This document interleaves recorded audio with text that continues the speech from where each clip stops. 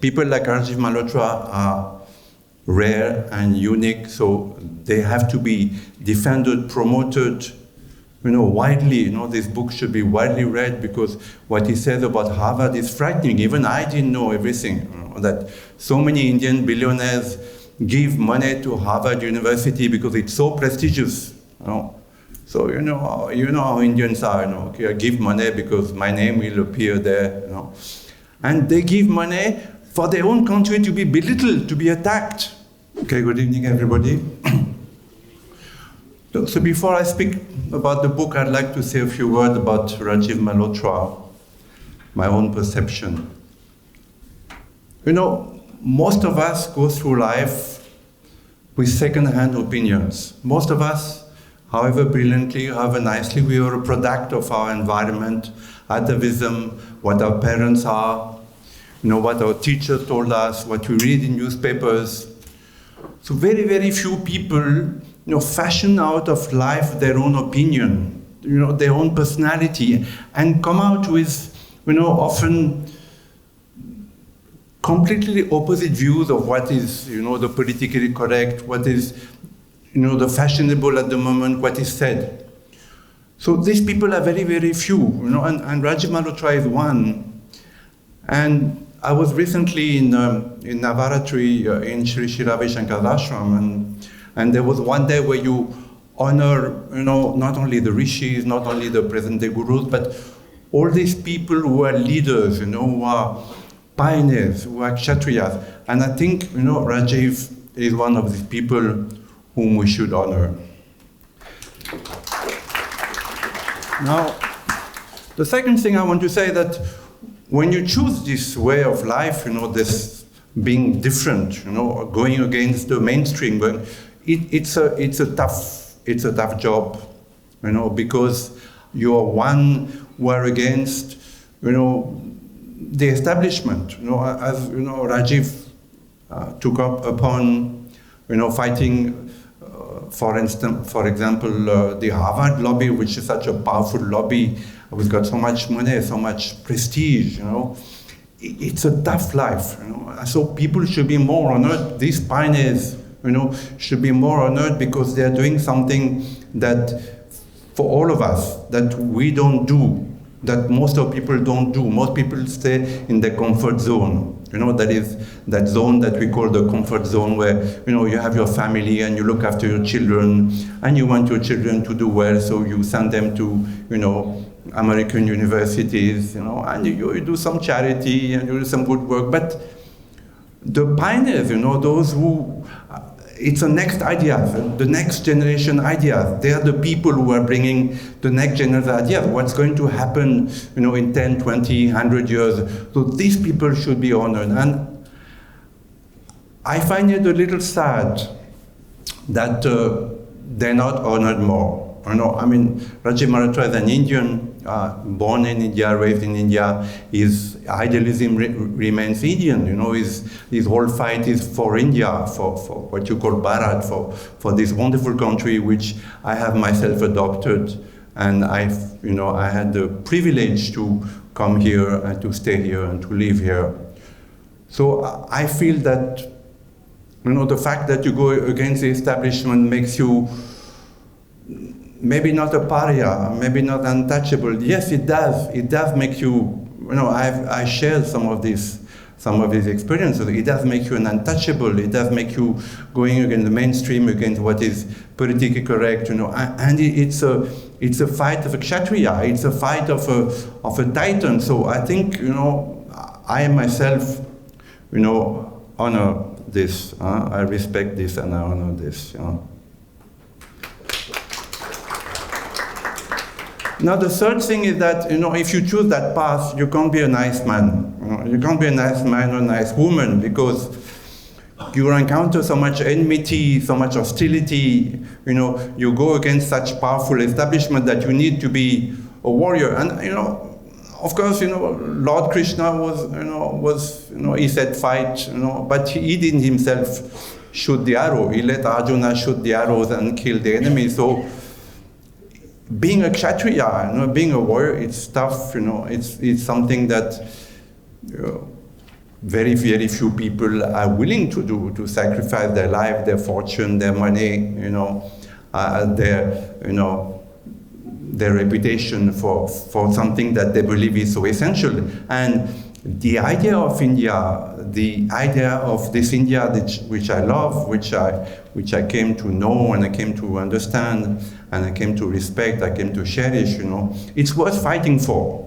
Unfortunately, as I said, very few people are willing to come out of their comfort zone and fight for it. So I wish, this government, the government of India, would recognize more people like Rajiv, because there are so few of them, and so few of them, And we see, and I have, because I spend a lot of time in Delhi and I meet a lot of government officials, both from the Congress or the BJP, the level of meritocracy is not what it should be. People should be in power because they merit it. You understand that? Power is not. Again, I love India, and I think that it's a wonderful country and it's a great privilege to live here. But the political system, the people who get the power are not the right kind of people. They do not merit. Do you understand? Do you agree with me? They not merit the power that they get, because being a politician in India means tremendous power. We know.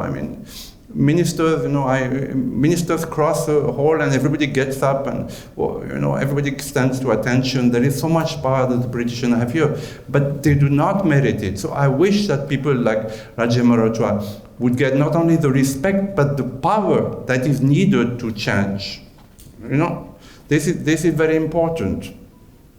Now, to come to the book, I'm going to speak from personal experience, because in this book, Rajiv talks about the French Indologists. Now, Indologists all over the world are hostile to India, to that India that we love and cherish. They're hostile to, the idea of a greater India, of a more powerful India. And we don't understand why. There is so much hatred among the Indologists. It's not only in America, it's also in France, in Norway, in Holland, Most of the Indologists in the world, people who are supposed to enlighten their countrymen about India, which is a faraway country, difficult to understand. Most of them have, contempt or hatred even for the Hindu people, their system. And one of the sticks that they use is caste. As a Frenchman, if I do research in French on caste, there are 2 million hits on Google. Once I did a search on caste in French only. There are 2 million hits on Google on caste, essays, books, and there are people who make their life task to demean the caste system and the Hindus. In France, there is one guy called Christophe Jaffrelot. Rajiv speaks about him in his book. I know him personally. He's my personal enemy. Because again, the French people are very ignorant about India. So whatever he says is, he's a man who belongs to a very powerful institution called the CNRS. One of the branches called CERI. And whenever something happens in India, some election, some drama, the television and newspapers go to Mr. Jaffrelot, and Mr. Jaffrelot gives his wisdom, and often, this wisdom is about poverty in India, Hindu fundamentalism, the Brahmanical, hold over, the Dalits and the poor people. Now, I live in India for 50 years, and my impression has always been that Indians have an aspiration to go beyond caste. In cities like Delhi or Madras, even I have a residence in Auroville, so I am, Auroville is really in Tamil Nadu, in the rural Tamil Nadu, I see that, the youth and people, they haven't, all this Brahmanical system is it's an evil theory, because it has no ground, or it has very rare, very little ground of truth, very little, there's a grain of truth, but it's been amplified to such an extent that, people believe, that Twitter guy comes to India and speaks about Brahmanical, hold over India. It's tragic, you know. So it's important that people fight in the West this idea that India is demonic. You know, because Indian has been demonized. You understand that, you know, this is so important to understand. You know, because in Delhi, I'm a member of the Foreign Correspondents Club, and there are good people there, you know, but they demonize India. The New York Times, the Guardian, Le Monde, you know, the Norway newspapers, they keep demonizing India, and we don't understand why. We don't understand why. That in this country, which has accepted since centuries every persecuted religious minority in the world, whether they're the Parsis, whether they're the Armenians, whether they're the Tibetans today, you know, whether they're the Ahmadi Muslims, you know, every persecuted minority in the world found refuge in this country, because Hindus believe that, you know, God is many, you know, God has many names, you know, and, you know, he's born or she is born, you know, over the ages with different names, different scriptures. So this is a very strong belief in this country, and this is why, you know, my wife is a Sikh, you know, half Sikh, half Hindu. When she went to France with me, my father was a staunch Catholic, wanted to take her to church. She went happily. I mean, she didn't find that she was committing a sin, you know, by going to a church, you know. She happily went, and it made my father very happy, you know, that she... But the opposite is not true, you know, it's a one-way traffic. The tolerance of Indians is a one-way traffic, because Hindus are not tolerated, actually, you know. I mean, Christians tell their convert that don't enter a temple, it's a sin. Don't put a putu, it's a sin. Don't do a puja, it's a mortal sin. You know? So it's a one-way traffic. So we need to fight. You know? And when you find people like Rajiv, you know, they should be more supported. You know, okay, this is good. You know, we have 50 people tonight, but there should be, you know, 50,000 people. You know. I've been doing that job also for 30 years, you know, trying to convince people that come out of your comfort zone, you know, Hindus need to unite, Hindus need to fight. India needs to become a powerful country, you know. It is important that India become economically, you know, military, nuclear-wise, a powerful country. Because unless it becomes a powerful country, this knowledge, you know, this tolerance, this the last knowledge in the world, you know, why am I born? You know, I didn't know that before coming here, you know. What is the point of being born? You know, why do we keep dying? How we get reborn again and again? What is karma? What is dharma? You know, this is unknown, you know, it is lost in the world. So this knowledge needs to be protected. And for that, India needs to become a powerful country. And for that, India needs Kshatriyas. And this is what India is lacking at the moment, you know. That spirit of fighting for what you feel is the truth, standing up for truth, standing up for your people, standing up for your women, your sadhus, your tailors, you know. This is what's important. Okay, it's important that you educate your children, send them to good school, you know, protect your family. But it's also important, you know, the country, the people, your borders, your enemies. So this is what I wanted to say tonight, is that, you know, people like Rajiv Malhotra are rare and unique, so they have to be defended, promoted, you know, widely. You know, this book should be widely read, because what he says about Harvard is frightening. Even I didn't know everything, you know, that so many Indian billionaires give money to Harvard University because it's so prestigious, you know. So, you know how Indians are, you know, okay, I give money because my name will appear there, you know. And they give money for their own country to be belittled, to be attacked. Do you understand that? You know, all these billionaires in India, who may be good people in their own right, you know, they're giving money to a university that's going to use that money to attack India, you know, to show that India is, you know, a demon country, you know, that India is ruled by Brahmins. I mean, at the moment you have a prime minister who comes from a low caste, who sold tea, you know, in a bus stand. You had, you know, you had the presidents who are from Dalits, you had Muslim presidents, you have chief ministers who come from, you have saints, you know, many of your saints. Amritananda, whom I met, and, you know, she's such a small woman, but, you know, so powerful and so revered, She comes from the lowest caste, You can't find a lower caste than Amrita. I've seen Brahmins prostrating themselves in front of her, This whole theory about Brahmins, being, enslaving the Dalits, You just go and see Amrita Namai, From all castes of Indian, they come, they serve her, they build hospitals, It's incredible. So this whole Indology, which is demonizing India, actually the demon. The demon is there, the poison is there. And it is something that needs to be fought. Again, I was telling Rajiv in the car that I have met 4 education ministers since Mr. Modi came to power. Some of them good men, like Mr. Javadekar, who was a very good man, good willing.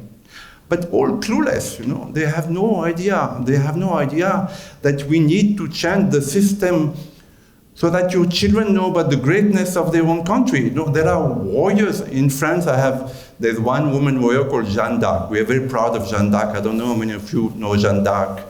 Now, in India, they have thousands of Jeanne d'Arc, From Rani of Jhansi, of course, is the most well-known, but Rani Kito Channamma of Karnataka, Aliyabai Holkar from Indore, Rani Durgavati from Maharashtra.